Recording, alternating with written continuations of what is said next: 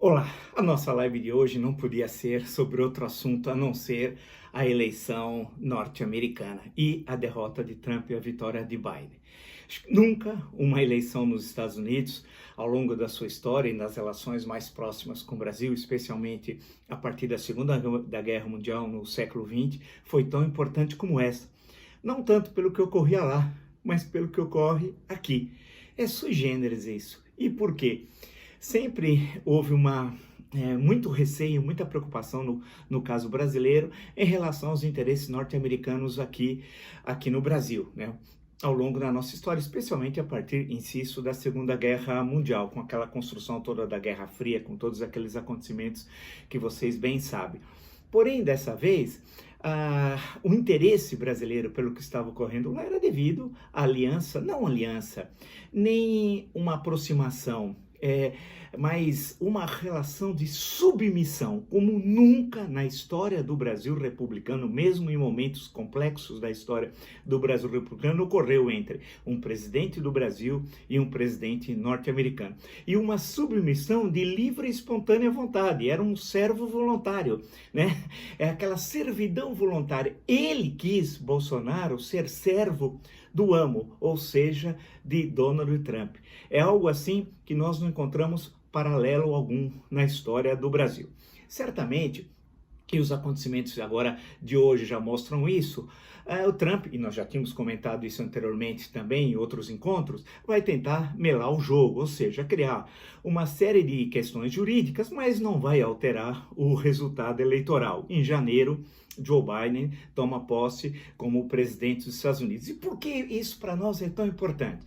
É o isolamento diplomático do Brasil, algo que nós temos falado aqui durante meses, portanto, não é algo que nós estamos comentando agora, né? Mas durante meses, como o Brasil é uma espécie hoje de África do Sul na época do Apartheid, né? Um país absolutamente isolado. E a pá de cal era justamente a eleição nos Estados Unidos e a possibilidade, como ocorreu, da vitória do Partido Democrata tendo à frente Joe Biden.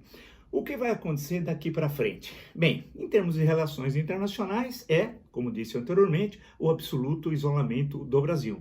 Um país isolado, vai sobrar aqui na Europa, por exemplo, né? Hungria, Polônia, né? No continente americano. Ninguém quer se aproximar ao Brasil, inclusive com a posse do presidente boliviano. O Brasil não vai o presidente, não vai o vice, não vai o ministro das Relações Exteriores, simplesmente o embaixador do Brasil em La Paz.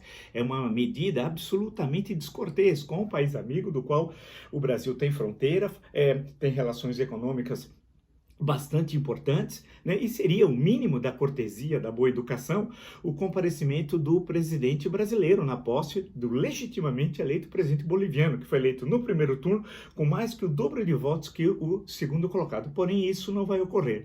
Então, teremos o isolamento do Brasil na Europa, o acordo com a União Europeia e Mercosul pode descartar, não vai sair. Com os Estados Unidos, as relações serão outras e, claro, com toda razão, os democratas vão ter muito receio, né, de estabelecer relações mais próximas com Jair Bolsonaro, não com o nosso país, porque no nosso país nós temos uma aliança, uma relação de aproximação com os Estados Unidos, o campo cultural, econômico, político, diplomático de muito, mas não o que fez o servo voluntário, né, Jair Bolsonaro. No Mercosul temos sérios problemas e hoje nenhum país no Mercosul ou na América do Sul, no sentido mais amplo, é amigo do Brasil.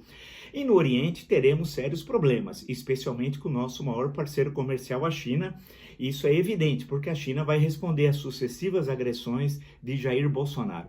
Sendo assim, as eleições e o resultado eleitoral dos Estados Unidos faz com que seja o primeiro sinal mais evidente da derrocada do governo Bolsonaro. É o começo do fim, que passa pela derrota e haverá das eleições municipais nos dias 15 e dia 29, onde ocorrer o segundo turno, né? Então, portanto, a derrota aqui, política, a derrota nas eleições norte-americanas do isolamento diplomático e o agravamento da situação econômica, a pandemia que vai permanecer, assista a entrevista com o Dr. Gonzalo Vecina. Portanto, o cenário é muito ruim. Bolsonaro vai responder da sua forma, né? Com a radicalização. Aí caberá às instituições consagradas na Constituição de 1988, dar a devida resposta ao extremista Bolsonaro. Hoje é uma data histórica dos Estados Unidos, mas tendo em vista as particularidades da história presente, também do Brasil. É o começo do fim do governo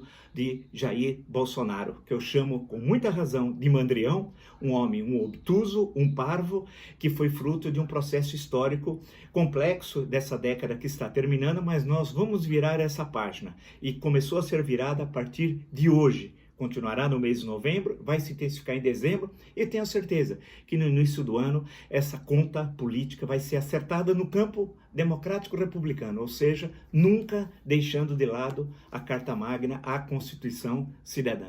Se você gostou dessa live e de tantas outras do meu canal, e não se inscreveu ainda, nós já temos 532 mil inscritos, se inscreve é fácil.